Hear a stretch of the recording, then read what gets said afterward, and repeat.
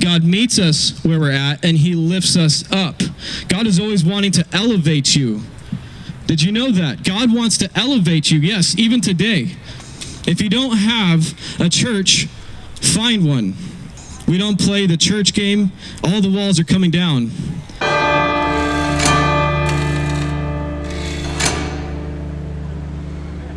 Giving is the number one thing you see in that chapter. It says, don't be seen of men. Give in secret, and God will reward you how? Openly. Then the second one he talks about is prayer. You pray corporately, of course, but we also pray in secret.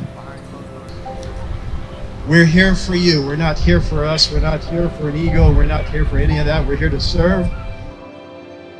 Jesus actually said that. Do not lay up treasures on earth, but rather store up your treasures in heaven.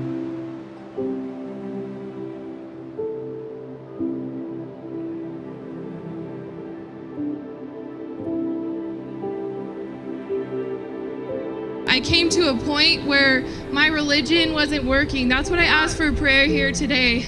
I tried so hard to follow the list of rules, and every single time I ended up hurting my children through emotional neglect, through dependency on marijuana, 24/7 numbing myself, making myself forget instead of giving it to the Lord and asking God, will you please heal this, because I can't do it. Man, I'm embarrassed to say how many times I've been the prodigal daughter coming back, and every time he's there, open arms. He's not condemning me. He's not judging me.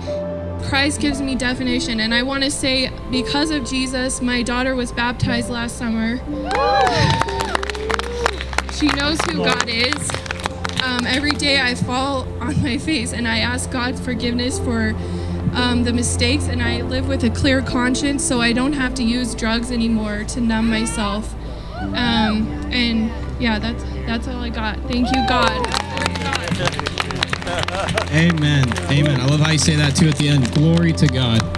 We must not take credit for what God does in our life. Whosoever lives and believes in me shall never die. Shall never die. Today is that day of salvation for any who do not know Jesus the Christ, the Messiah, the appointed one of God. Today is that day. Tomorrow's promised to no one. And that's why God has called us to go and proclaim his truth to them. So the question is, are you in right standing with God today?